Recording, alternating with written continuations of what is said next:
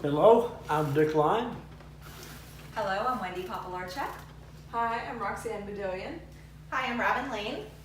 Hi, I'm Felicia Freilich. And I'm Greg Freilich. Imagine going into the doctor for your yearly checkup and finding out that you're on track for a fatal heart disease.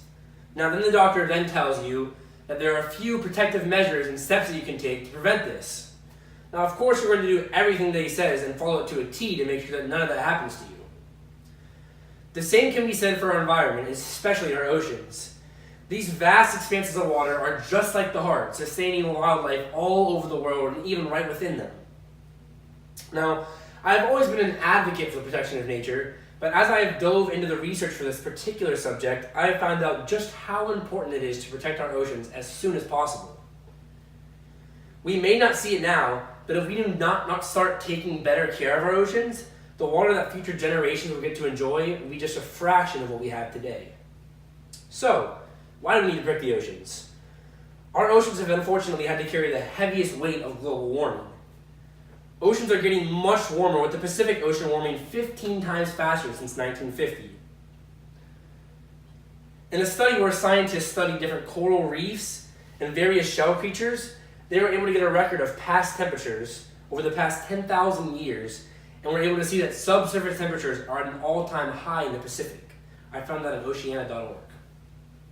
Now, normally the ocean can handle this and acts as a buffer for the different changes in temperature that we have. However, with the climate changing and the planet heating up, they have been unable to sustain this heavy burden all by themselves.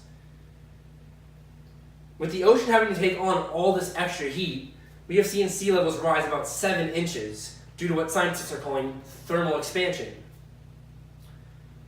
The long-term impact, while many of us might not be alive to see it or be directly impacted by it, is for sea levels to rise about 2 feet in the next century. I found that on nationalgeographic.com. This might not seem like a lot to us, but it has a large impact on the various wildlife that call the ocean home, and especially those that rely on it for food and water. Another serious struggle the ocean has today is how acidic the ocean is growing. With these large expanses of water absorbing so much of the atmosphere's carbon dioxide, roughly a quarter of the human-produced carbon dioxide is absorbed by the oceans, they are growing dangerously acidic.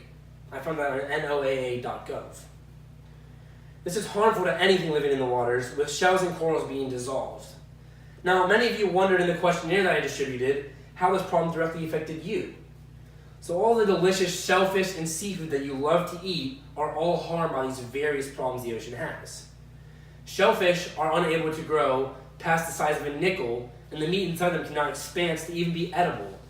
Now this is horrible for us, as we don't get to enjoy these delicious shellfish for dinner.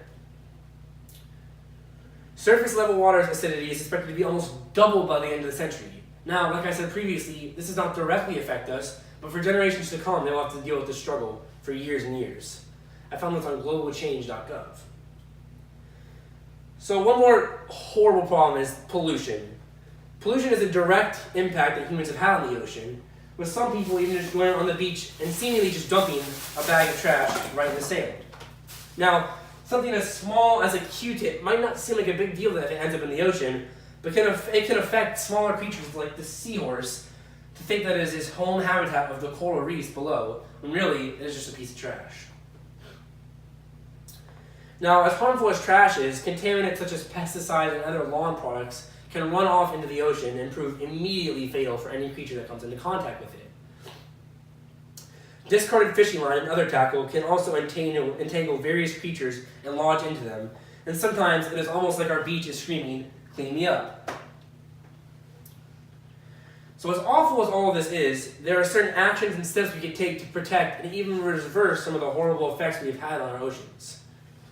Many distinctive organizations, such as the Marine Conservation Institute, Oceana, and the Oceanic Preservation Society, exist to protect and conserve our oceans. Now, the Marine Conservation Institute just recently hosted a large event called March for Our Oceans. Now, this event was used to raise awareness, funds, and even just pick up local beaches in the area. While this might not seem as a large impact on the global community, starting off with the local ecosystems is what makes the bigger impact on our world. Groups like Oceana can help the ocean by signing petitions against acts that can prove fatal and harmful to many different species around the world. Just a signature or even a $5 donation can go a long way in the research to helping these different animals.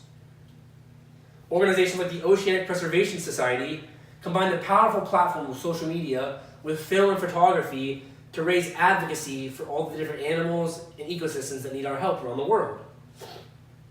Getting involved with this is so easy, as you can even just share one of their photos or videos right on your page, reaching hundreds of more people. A photo like this is one of the ones they've actually taken in the Pacific Ocean, demonstrating all the trash that many times people are just carefree to let go into the oceans. Now, imagining doing these things is a great thought to have in your head, but the real change starts when you go out into your community and start to do them. I want you for a second to imagine yourself immersed in one of these friendly ocean advocacy events. You're meeting many friendly and quality people and even doing a great deed for your local community. You may even end up meeting some forever friends and making a much larger impact than you started out to do. Many of the events even have some fun elements and can be a whole family event for everyone to go to. I want you to imagine one more analogy. Imagine your grandkids sitting on a beach, enjoying the beach with their grandkids and a healthy ocean washing up on the shore. Now, if we do not step in and take action, a better vision would be for them to be not even able to access these beaches and not even able to swim in these different waters. Finally, visualize yourself heading home feeling good about yourself after doing just an hour of trash pickup on the side of the road or even on the beach. So instead of just imagining all the various ways to help pick up, pick one and let's go make a change. Now that you're all informed of the various problems that today's ocean has to deal with, you can go out and make a change in your local community. From pollution to global warming, the ocean needs our help fast. There are various organizations that are all doing their fair share to protect the environment and save the oceans all around the world, but now the choice is up to you.